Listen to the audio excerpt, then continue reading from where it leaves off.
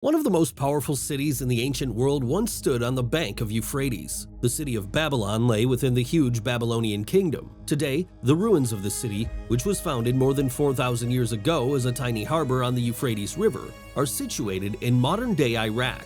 Why was it known as the richest city of all time? What led to its downfall? Stick around to find out all that and more. The city that once was. Babylon, the capital of Babylonia in southern Mesopotamia, is one of the most well-known cities from any ancient civilization. The distance today is roughly 60 miles south of present-day Baghdad, Iraq. Even though little is known about Babylon's early days, evidence from history points to the possibility that it served as an administrative hub around 4,000 years ago.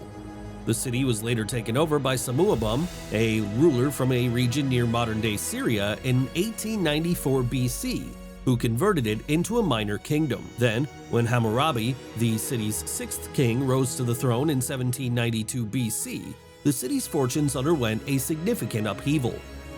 Under Hammurabi's leadership, Babylon rose to prominence as one of the most important cities in those times. A new line of kings founded the Neo-Babylonian Empire, which extended from the Persian Gulf to the Mediterranean Sea centuries later. During this time, Babylon developed a stunning architectural style that included the Tower of Babel, the Ishtar Gate, and the Hanging Garden of Babylon. Because its residents were the richest people in their era, Babylon rose to become the richest city in all of history with one simple trick: they understood the worth of money. They used excellent financial practices to earn money, keep money, and increase the value of their money. They secured for themselves the future wages that we all hope for. Yep, these people were the first hustlers known to mankind. The wonders of the city. Babylon was transformed by Hammurabi into a prosperous, strong, and well-known city. In fact, one of the first and most comprehensive written law systems was produced by him, called the Code of Hammurabi. This was their golden era in which they had a cultural rebirth. During the reign of King Nebuchadnezzar II, the Babylonians constructed a number of stunning buildings, lavish statues, and artworks. The residents lived like kings and queens, as the state looked after all their needs and well-being. Even back then, the walls of Babylon were made to be so strong that, according to the historians, chariot races were done on top of them. The city behind those walls covered an area of 200 square miles, which is comparable to the current size of Chicago. 3 huge palaces were made by Nebuchadnezzar II,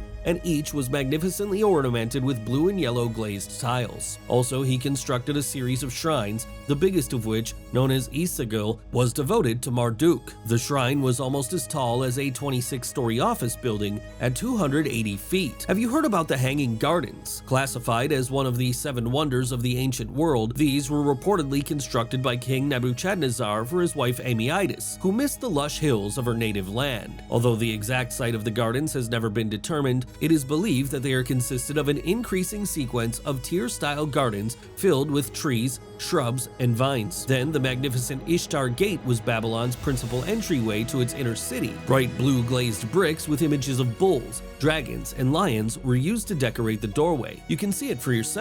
Early in the 20th century, German researchers dug up the gate's remains, and using its original bricks, they built a replica of it in Berlin's Pergamon Museum. The fall. Babylon's heights of glory didn't last for long. After Hammurabi's death, the empire disintegrated, and soon enough, so did the riches. They say that the city was given up without a fight because it had grown so weak under a string of incompetent kings. But even though the city was conquered by the Persians in 539 BC, it remained a thriving center for art and learning. In fact, Alexander the Great ordered that Babylon was to be left unharmed even after he'd conquered the Persian Empire in 331 BC. But after Alexander's death, the intensity of the conflict over the empire caused the city's citizens to depart, and Babylon gradually fell into ruin. Years later, Saddam Hussein significantly rebuilt the ancient city in the 1980s. One of Nebuchadnezzar's palaces was among the ancient city's structures that the Iraqi government tried to restore. But then American forces made a military base on the ruins following the 2003 invasion of Iraq. According to the United Nations Office for Cultural Heritage, the base significantly damaged the ancient site. There you have it, the fall of the richest city of all time, which now you can hardly find traces of. Let us know your thoughts in the comments below, and make sure to watch the next video.